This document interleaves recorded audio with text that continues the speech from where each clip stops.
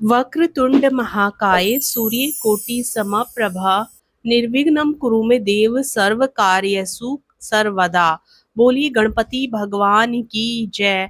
मित्रों, सावन के कृष्ण पक्ष की चतुर्थी तिथि को गणेश जी की पूजा गजानन के रूप में करने का विधान है। हिंदू धर्म में गणेश चतुर्थी का विशेष महत्व है।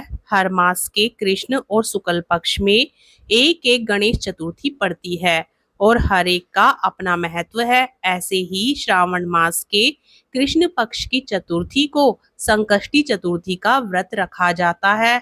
इस दिन गणेश जी के साथ साथ शिव जी की पूजा करने से कई गुना अधिक शुभ फलों की प्राप्ति होती है। हिंदू पंचांग के अनुसार सावन माह के कृष्ण पक्ष की चतुर्थी तिथि 24 जुलाई को सुबह 7:30 पर आरंभ हो रही है, जो 25 जुलाई को सुबह 4:19 पर समाप्त होगी। ऐसे में शाम के समय चंद्रमा को अर्घ्य देने के बाद ही पूजा पूर्ण होती है। इसलिए गजानन संकष्टी चतुर्थी 24 जुलाई दिन बुधवार को मनाई जाएगी। गजानन संकष्टी चतुर्थी के दिन चंद्रमा के उदित होने का समय रात 9:38 है। भद्रा सुबह 5:38 से 7:30 तक ही है।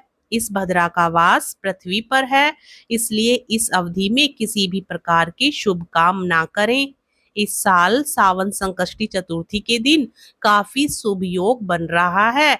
इस दिन सौभाग्य के साथ शोभन योग भी बन रहा है।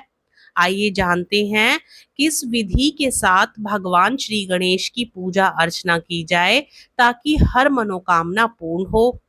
इस दिन आप सूर्योदय में उठकर सभी कामों से निवृत्त होकर स्नान करें। इसके बाद साफ सुथरे वस्त्र धारण कर लें।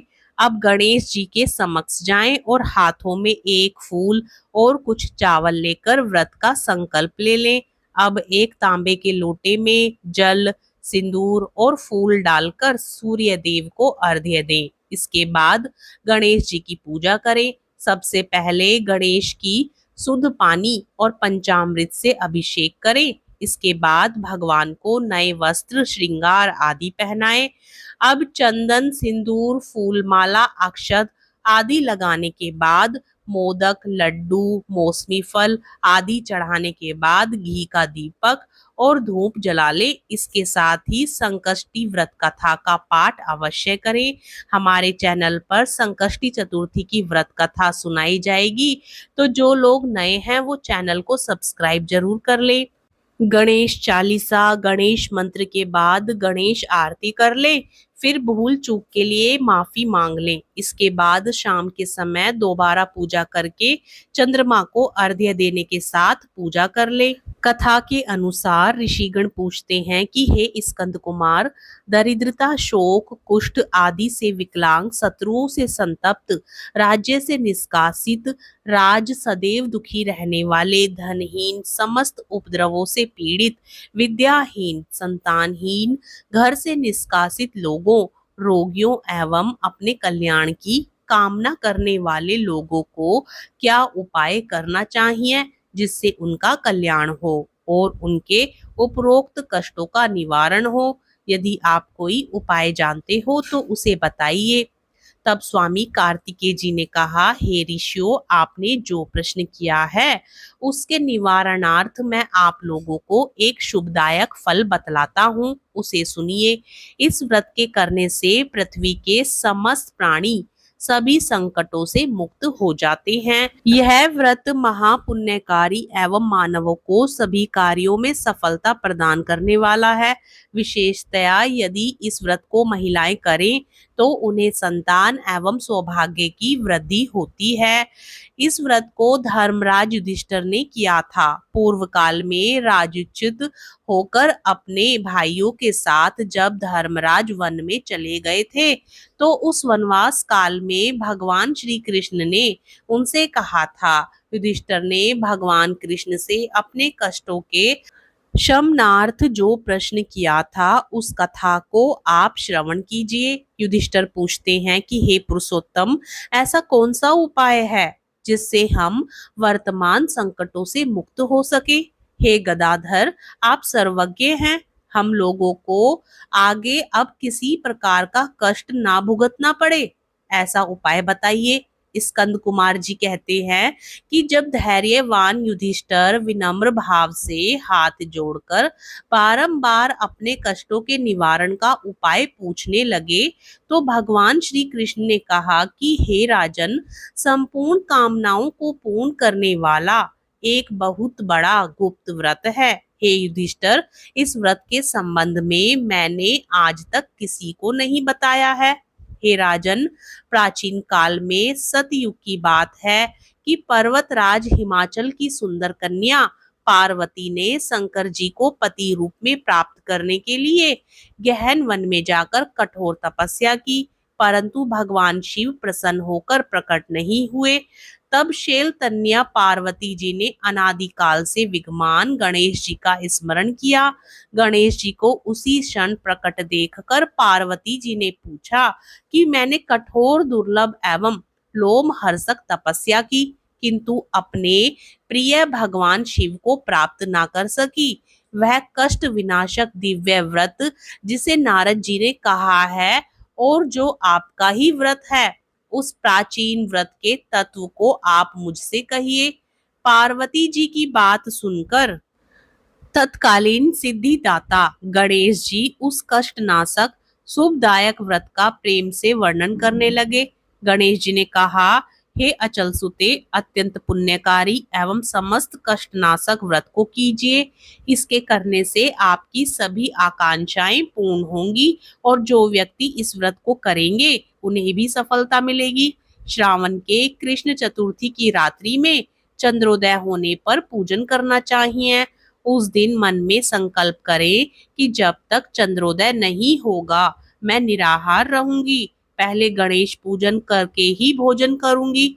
मन में ऐसा निश्चय करना चाहिए। इसके बाद सफेद तिल के जल से स्नान करें, मेरा पूजन करें। यदि सामर्थ्यता हो तो प्रति मास स्वर्ण की मूर्ति का पूजन करें। अपनी शक्ति के अनुसार सोने, चांदी, तांबे अथवा मिट्टी के कलश में जल भरकर उस पर गणेश जी की प्रतिमा स्थापित करें।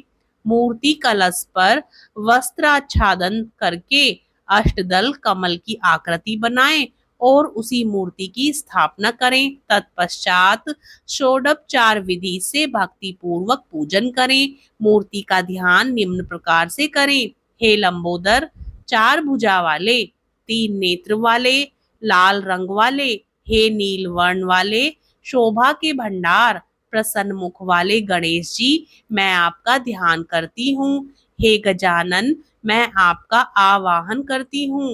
हे विघ्नराज, आपको प्रणाम करती हूँ। यह आसन है। हे लंबोदर, यह आपके लिए पाद्य है। हे शंकर सुवन, यह आपके लिए अर्घ्य है। हे उमापुत्र, यह आपके स्नानार्थ जल है। हे वक्रतुंड, यह आपके लिए आचमनीय जल है। हे शूर्पकर्ण, यह आपके लिए वस्त्र है। हे सुशोभित, यह आपके लिए यज्ञोपवीत है। हे गणेश्वर, यह आपके लिए रोली चंदन है। हे विघ्न विनाशन, यह आपके लिए फूल है। हे विकट, यह आपके लिए धूप बत्ती है। हे वामन, यह आपके लिए दीपक है। हे सर्वदेव, यह आपके लिए लड्डू का नैवेद्य है। हे देव, यह आपके निमित्त फल है। हे विघ्नहर्ता, यह आपके निमित्त मेरा प्रणाम है। प्रणाम करने के बाद क्षमा प्रार्थना करें। इस प्रकार षोडोपचार रीति से पूजन करके नाना प्रकार के प्रसादों को बनाकर भगवान को भोग लगाएं। हे देवी, शुद्ध देशी घी में 15 लड्डू बनाएं। सर्वप्रथम भगवान को लड्डू अर्पित करके उसमें से 5 ब्राह्मणों को दे दें।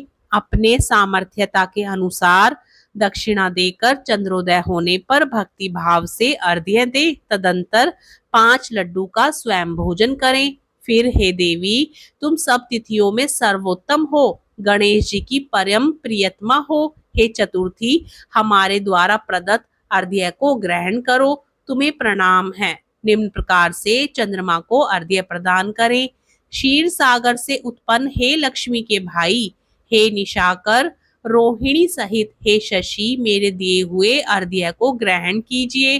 गणेश जी को इस प्रकार प्रणाम करें, हे लंबोदर, आप संपूर्ण इच्छाओं को पूर्ण करने वाले हैं, आपको प्रणाम है। हे समस्त विघ्नों के नाशक, आप मेरी अभिलाषाओं को पूर्ण करें। तत्पश्चात ब्राह्मण की प्रार्थना करें, हे द्विराज, आपको नमस्कार है, आप साक्षात देव स्वरूप हैं। गणेश जी प्रसन्नता के लिए हम आपको लड्डू समर्पित कर रहे हैं। आप हम दोनों का उद्धार करने के लिए दक्षिणा सहित इन 5 लड्डुओं को स्वीकार करें। हम आपको नमस्कार करते हैं। इसके बाद ब्राह्मण भोजन कराकर गणेश जी से प्रार्थना करें। यदि इन सब कार्यों के करने को शक्ति ना हो तो अपने भाई बंधुओं के साथ दही एवं पूजन में निवेदित पदार्थ का भोजन करें।